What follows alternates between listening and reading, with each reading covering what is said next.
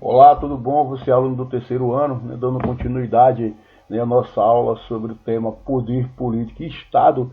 Né. Na aula 1 nós falamos sobre o conceito, a definição, segundo Max Weber, de poder, né, e as formas de poder. Agora vamos ver o chamado poder legítimo e as formas de dominação, ainda numa concepção weberiana, ou seja, na visão de Max Weber. O que seria, segundo Max Weber, esse poder legítimo e aquilo que ele vai chamar de formas de dominação? As formas de exercício de poder podem ser legítimas ou não. Então, quais são as formas de poder que nós temos? O poder ideológico, o poder político e o poder econômico.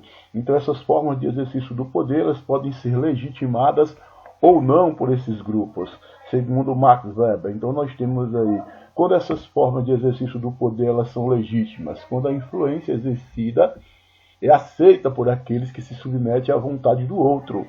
Ou seja, quando é que o poder político, quando é que o poder econômico e quando é que o poder ideológico, que são essas as formas de exercício do poder, eles são legítimos. Quando a influência, quando essa influência exercida é aceita por aqueles que se submetem à vontade do outro.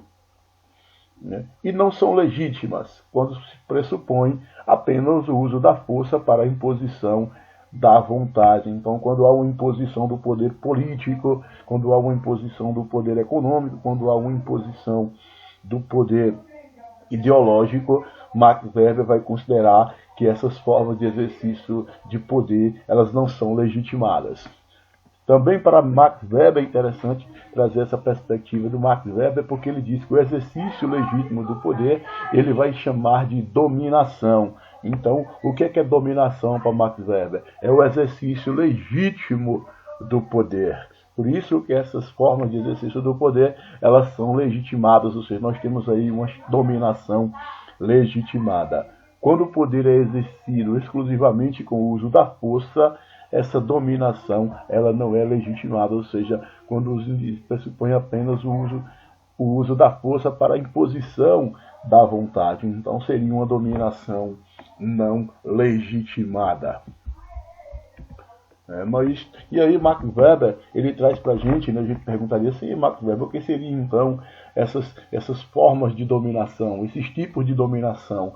E aí o Max Weber, né, sabiamente traz para a gente três tipos de dominação, segundo ele. Vai existir a dominação tradicional, a dominação carismática e aquela dominação racional legal. Qual seria a dominação tradicional? Consiste na crença em instituições e regras transmitidas de geração em geração, conduzidas por indivíduos ou grupo de pessoas que se baseiam nos costumes para exercer a dominação. Nós temos, por exemplo, aqui o exemplo da família, né? Ou seja, a chamada dominação tradicional. E aqui nós temos, por exemplo, o exemplo de um poder político, né, de um poder político ideológico, quando o homem impõe sua vontade contra ou impõe sua vontade em relação à sua esposa. O outro tipo de dominação que Max Weber vai trazer para a gente, outro tipo de dominação seria a chamada dominação carismática. Lembrando que a dominação, né, quando é legitimada, quando os indivíduos aceitam, essa dominação é uma dominação legitimada. Quando se pressupõe o uso da força, né, essa dominação ela é uma dominação não legitimada. Então, por que a mulher aceita a dominação, ou aceitava essa dominação do homem? Né? Porque é baseado em costumes, em crenças. Né?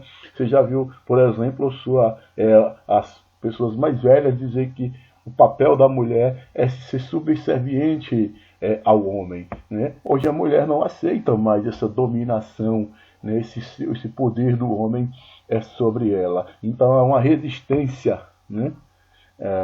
A essa dominação, a esse poder.